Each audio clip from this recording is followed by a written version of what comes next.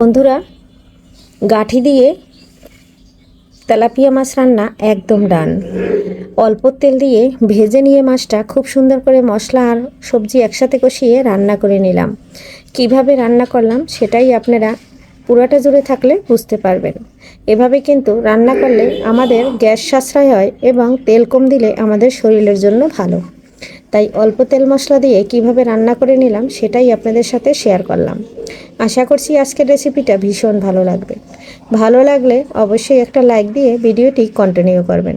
বেশি ভালো লেগে গেলে আত্মীয় স্বজনের সঙ্গে শেয়ার দিয়ে রাখতে পারেন। আর দেখার পরে ছোট্ট একটা মন্তব্য রেখে যাবেন, সেই মন্তব্য ধরে চলে যাব আপনাদের গন্তব্যে। কথায় যদি কোনো ভুল ত্রুটি থাকে, ভিডিওতে যদি অন্ধকার আসে, ক্ষমা সুন্দর দৃষ্টিতে আমার সঙ্গে থাকবেন। নমস্কার বন্ধুরা, সবাই কেমন আছেন? আমি পাপড়ি চলে আসলাম কিচেন অ্যান্ড ব্লগ থেকে। আর আজকে রান্না করব তেলাপিয়া মাছ দিয়ে কচুর গাঠি। তেলাপিয়া মাছে লবণ দিয়ে দিয়েছি, খুব সুন্দর করে ধুয়ে নিয়েছি।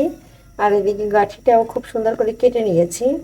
এখানে একটু লবণ দিয়ে হলুদ দিয়ে মেখে নিচ্ছি ভালো করে। তারপরে মাছটা ভেজে নেব। ভেজে নিয়ে তারপরে আমি কিন্তু পেঁয়াজ রসুন কিছুই ব্যবহার করছি না, আপনারা চাইলে ব্যবহার করতে পারেন। তেলাপিয়া মাছ দিয়ে কচুর মুখিটা রান্না করে নেব। কিভাবে অল্প তেলে অল্প মশলায় রান্না করি সেটাই আপনাদের সাথে শেয়ার করছি। সঙ্গে থাকুন, সাথে থাকুন। মাছটা খুব সুন্দর করে মেখে নিচ্ছি। 4 পিস মাছ এখানে দিয়ে দিয়েছি। এটা ভাজা হোক, ভাজা হয়ে যায় অবশিষ্টগুলো দিয়ে দেবো। এখন ভালো করে উল্টে পাল্টে দিচ্ছি। আর এখানে কিন্তু আমি অল্প তেলেই মাছটা ভেজে নিচ্ছি।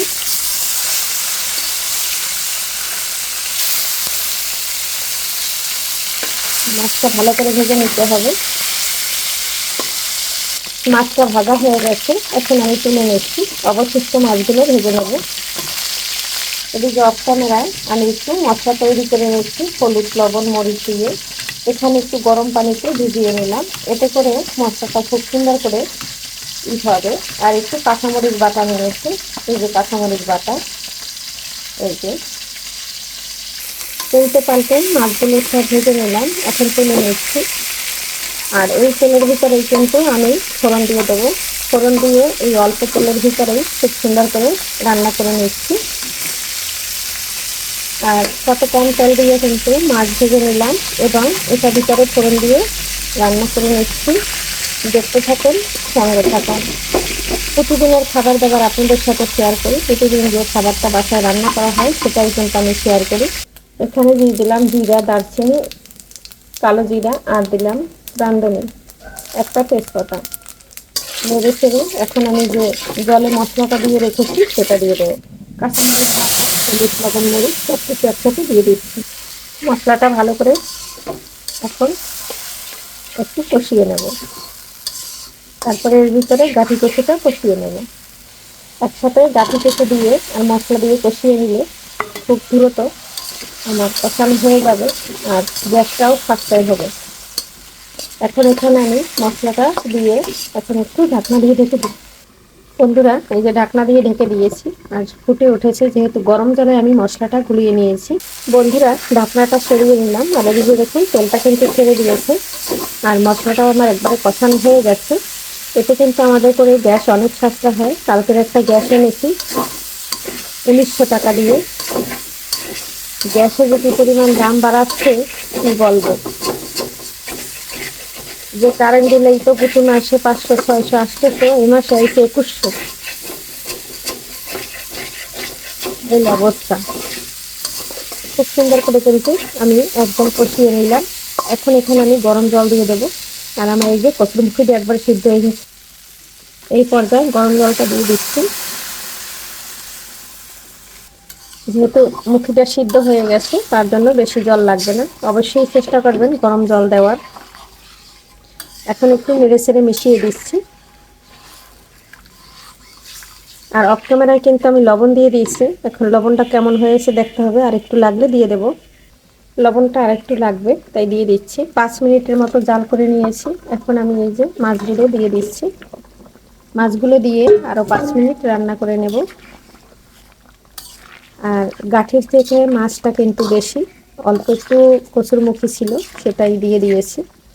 আর 5 মিনিট রান্না করে জিরার গুঁড়ো দিয়ে নামিয়ে নেব, তাহলে কিন্তু হয়ে যাবে। যেহেতু মুখিটা একদম সিদ্ধ হয়ে গেছে বন্ধুরা, এখন একটু নেড়ে ছেড়ে দিচ্ছি 5 মিনিট পরে। আর আমি একটু গাঁঠিটা দেখছি যে কেমন একদম গলে গেছে। এখন এই পর্যায়ে 2-3টা গাঁঠি একটু ভেঙে দেব, তাহলে ঝোলটা গাঢ় হয়ে যাবে। আর দিয়ে দেব জিরার গুঁড়ো।